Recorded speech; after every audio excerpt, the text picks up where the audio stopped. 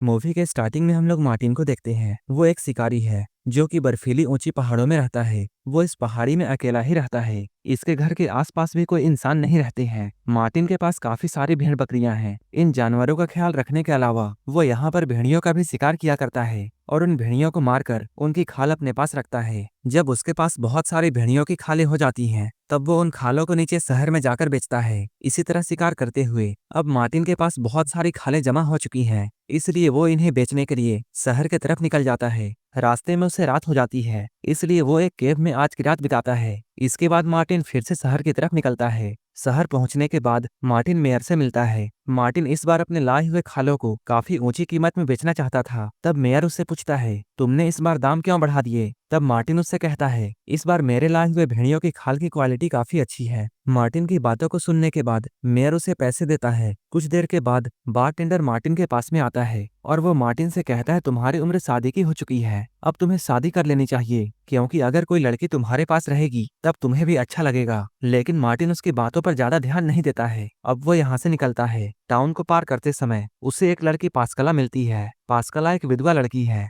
लेकिन पास्कला देखने में बहुत सुंदर है। मार्टिन और पास्कला जब एक दूसरे को देखते हैं, तब इन दोनों को एक दूसरे से प्यार हो जाता है। अब ये लोग देखते ही देखते इंटीमेट हो जाते हैं। अब मार्टिन अपने घर में आ चुका है, लेकिन अब यहाँ आने के बाद उसे पास्कला के साथ में बिताए हुए पल बहुत याद आने लगते हैं, जिसके वजह से मार्टिन यह फैसला करता है कि वो पास्कला से शादी करेगा। अब मार्टिन पास्कला के फादर से जाकर मिलता है। वो उनसे कहता है, मुझे आपकी बेटी से शादी करनी है, जिसके बदले में मैं आपको कुछ पैसों के साथ साथ भेड़ियों की अच्छी क्वालिटी वाली खाल दूंगा। मार्टिन की बातों को सुनकर पास्कला के फादर शादी के लिए मान जाते हैं। इसके बाद पास्कला मार्टिन के साथ में उसके घर में पहाड़ों पर चली जाती है, लेकिन मार्टिन बचपन से अकेला रहा है और उसे ये पता नहीं है कि एक औरत के साथ में कैसे रहते हैं। उसे पास्कला की जरूरतों के बारे में भी कुछ भी पता नहीं है। मार्टिन पास्कला के पास में जाता है और वो उसके साथ इंटीमेट होकर अपनी फिजिकल नीड पूरी करता है और इसके बाद वो अपने काम में फिर से लग जाता है। लेकिन पास्कला मार्टिन की फीलिंग्स को समझती है और वो अब इसके साथ धीरे धीरे कोऑपरेट करने लगी है। लेकिन धीरे धीरे पास्कला की तबीयत बिगड़ने लगती है। यहाँ मार्टिन उसका ख्याल रखने की पूरी कोशिश करता है।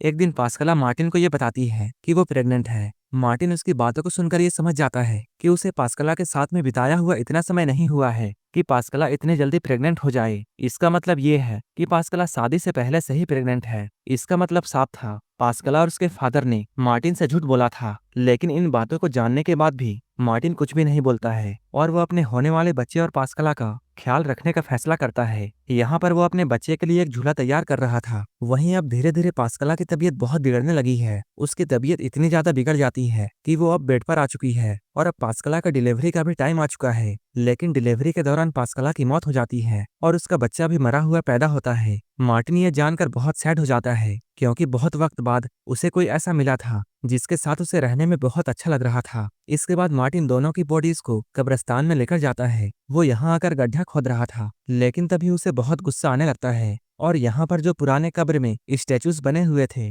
वो उन स्टैचूज को तोड़ने लगता है। इसके बाद वो इन दोनों बॉडीज को पैक करके पास्कला के फादर के पास में जाता है और वो उसके पास जाकर ये बोलता है, तुमने मुझे पहले से ही प्रेग्नेंट लड़की दी है और तुम्हारी बेटी बीमार थी, तुमने मुझे ये बात भी नहीं बताई। पास्कला के फादर अपने सारे गुनाहों को बड़े आराम से कबूल करते हैं और वो कहते हैं, मैंने अपनी बेटी की शादी तुमसे इसलिए की थी क्योंकि तुम दोनों साथ में इंटीमेट हुए थे और मुझे ऐसा लगा मेरी बेटी जो पहले से ही प्रेग्नेंट हो चुकी है, अगर उसका बच्चा होगा तब सभी को ऐसा लगेगा जैसे ये बच्चा तुम्हारा है। इससे समाज में मेरी बदनामी होने से बच जाती। पास्कला के फादर के इन बातों को सुनने के बाद मार्टिन बहुत गुस्सा हो जाता है। वो उससे कहता है, तुम चुपचाप मेरे पैसे वापस कर दो। पास्कला के फादर कहते हैं, मुझे 1 महीने का समय दे दो, मैं तुम्हारे सारे पैसे वापस कर दूंगा। अब मार्टिन फिर से अपने घर में आ जाता है। यहाँ पर वो अपने फिर से पुराने कामों में लग जाता है। असल में खेती बाड़ी करके मार्टिन अपने बच्चे और पास्कला को भुलाने की कोशिश कर रहा था। इसी तरह समय गुजारते हुए अब 1 महीना हो चुका है। अब मार्टिन गन लेकर पास्कला के फादर के पास में जाता है।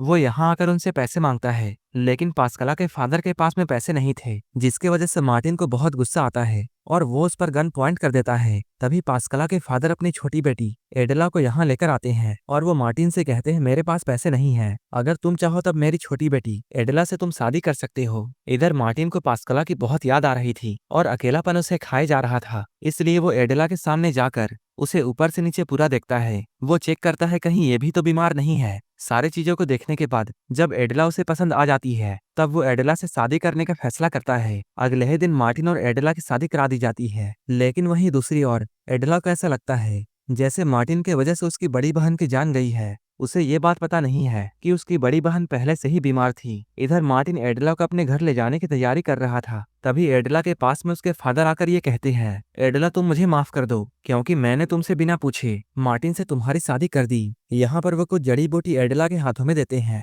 और वो कहते हैं अगर तुम्हें ऐसा लगे कि तुम मार्टिन के साथ में नहीं रह सकती हो तब तुम इन जड़ी बूटियों को खा जाना। असल में फादर एडेला को जहर दे रहे थे ताकि अगर फ्यूचर में मार्टिन के साथ में एडेला को अच्छा ना लगे तब वो जहर खाकर अपनी जान दे सकती है। अब मार्टिन एडेला को लेकर पहाड़ों में जाता है, लेकिन एडेला के लिए ये सफर आसान नहीं था। मार्टिन इस सफर में उसकी बहुत हेल्प करता है। अब ये लोग घर में पहुंच चुके हैं। अब मार्टिन फिर से अपनी पुरानी आदत शुरू करता है। वो एडेला के पास में जाता था और अपनी फिजिकल नीड पूरी करता था। वो एडेला से बिना पूछे उसके साथ इंटीमेट होता था और इंटीमेट होने के बाद वो अपने कामों में लग जाता है। मार्टिन को अभी भी ये बात पता नहीं है कि एक औरत के साथ में कैसे रहते हैं। वहीं दूसरी ओर एडेला को मार्टिन से बहुत नफरत है और उसकी नफरत बढ़ती ही जा रही थी क्योंकि मार्टिन उससे कोई भी बात नहीं करता है। जबकि एडेला को ऐसा लगता है मार्टिन ही उसकी बहन का हथियारा है, जिसकी वजह से अब धीरे धीरे एडेला उसे अपना दुश्मन समझती है। एक दिन मार्टिन एडेला से ये कहता है, मैं 4 दिनों के लिए शहर जाऊंगा, इसलिए अगर तुम्हें कुछ चाहिए तब तुम मुझे बता सकती हो। एडेला कहती है अगर मेरे पेरेंट्स तुमसे मिले तब तुम उन्हें बताना कि मैं बिल्कुल ठीक हूँ। मार्टिन एडेला को यहाँ पर अच्छे से रहने के लिए कहकर यहाँ से शहर की तरफ रवाना हो जाता है। अब रात हो चुकी है। वो सोने के लिए अपने बिस्तर पर जाती है, लेकिन उसे अकेले इस सुनसान जगह पर बहुत डर लग रहा था। इसके अगले दिन जब एडेला इधर उधर घूम रही थी तभी उसे कब्रिस्तान में 2 गड्ढे दिखाई देते हैं। इन 2 गड्ढों को देखकर उसे ऐसा लगता है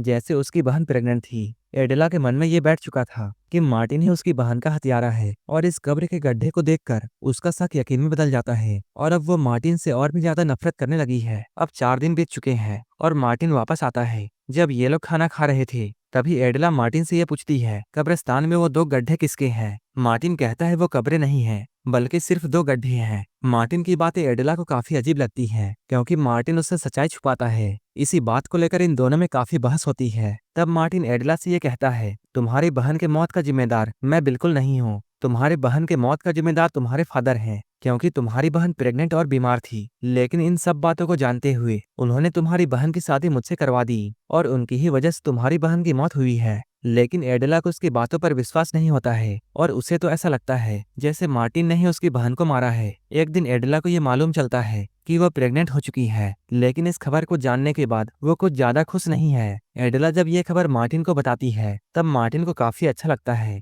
क्योंकि अब फाइनली मार्टिन का बच्चा होने वाला है, जिसकी वजह से वो बच्चे के लिए एक नया झूला तैयार करने लगता है। अब वो एडेला का बहुत ख्याल रखता है। अब मार्टिन एडेला से बहुत प्यार करने लगा है, लेकिन इधर एडेला के लिए मार्टिन बस उसकी बहन का हथियारा है क्योंकि एडेला को ऐसा लगता है जैसे मार्टिन ने उसकी बहन और उसके बच्चे को मारा था वैसे ही मार्टिन उसे भी मार देगा। लेकिन तभी उसे याद आता है कि उसके फादर ने उसे कुछ जड़ी बूटियां दी हैं। इन जड़ी बूटियों को वो धीरे धीरे मार्टिन के खाने में मिलाने लगती है। मार्टिन इस दवा को खाता रहता है और धीरे धीरे उसकी तबीयत खराब हो जाती है। इसी बीच एक दिन मार्टिन शिकार करने के लिए जाता है। अब मार्टिन पहले से काफी कमजोर पड़ चुका है। यहाँ पर मौका देखकर एडेला यहाँ से भागने का डिसाइड करती है। वो जंगल की तरफ भागती है, लेकिन उसका पैर मार्टिन के बिछाए हुए ट्रैप पर फंस जाता है जो कि मार्टिन ने जंगली जानवरों को पकड़ने के लिए बिछाया था। लेकिन एडेला का पैर इस ट्रैप में पड़ चुका था, जिसके वजह से उसके पैर में बहुत बड़ा घाव हो जाता है। एडेला जैसे तैसे अपने ट्रैप को खोलकर यहाँ से आगे बढ़ती है, लेकिन लंगड़ाने की वजह से वो ज्यादा तेज अब नहीं चल पाती है और जंगल में ही कहीं गिर जाती है। जैसे ही मार्टिन घर पहुंचता है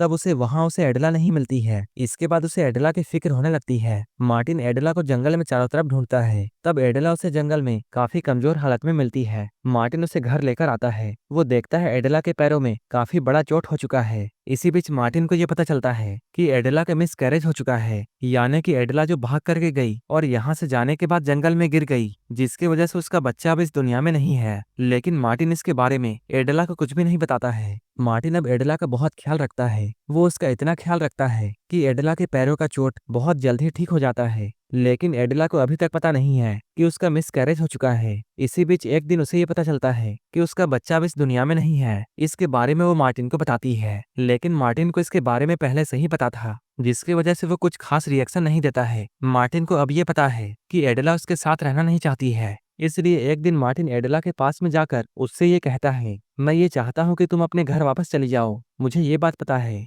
कि तुम्हें मेरे साथ रहने में बिल्कुल भी अच्छा नहीं लगता है। तब एडेला ये समझ जाती है कि मार्टिन उसे आजाद करना चाहता है। इसके अगले दिन जब मार्टिन की आंखें खुलती है तब वो देखता है एडेला उसे छोड़कर जा चुकी है। मार्टिन को ये देखकर बहुत दुख होता है क्योंकि उसे अब साथ रहते हुए एडेला से प्यार हो चुका था, लेकिन एडेला उससे प्यार नहीं कर पाई। मार्टिन जब कॉफी पीने के लिए जाता है तब उसे ये बात मालूम चलती है कि एडेला उसे स्लो पॉइजन दे रही थी। यहीं पर उसे जहरीली बूटियां मिलती हैं। मार्टिन ये समझ जाता है कि उसके पास ज्यादा समय नहीं है और अगर उससे कुछ हो जाएगा तब उसकी भेड़ बकरियों का ख्याल कौन रखेगा। इसलिए वो अपने बाड़े में जाकर सारी भेड़ बकरियों को खोल देता है ताकि ये जानवर जंगल में जाकर अपने दाने पानी का इंतजाम कर सके। इसके बाद मार्टिन बिस्तर में जाकर लेट जाता है। जैसे जैसे ऊपर ठंड बढ़ रही थी मार्टिन की हालत धीरे धीरे खराब होती जा रही थी और ऐसे में एक दिन मार्टिन की मौत हो जाती है। अगर एडेला अपने फादर से खुलकर बात कर लेती तब उसे ये बात मालूम चल जाती कि गलती उसकी फादर की है और शायद मार्टिन आज जिंदा होता। मार्टिन बचपन से ही शिकारी था जिसकी वजह से उसने किसी के साथ भी समय नहीं गुजारा था, इसलिए उसे ये बात मालूम नहीं थी कि एक औरत के साथ में कैसे रहा जाता है, लेकिन वो चीजों को सीखने की कोशिश कर रहा था।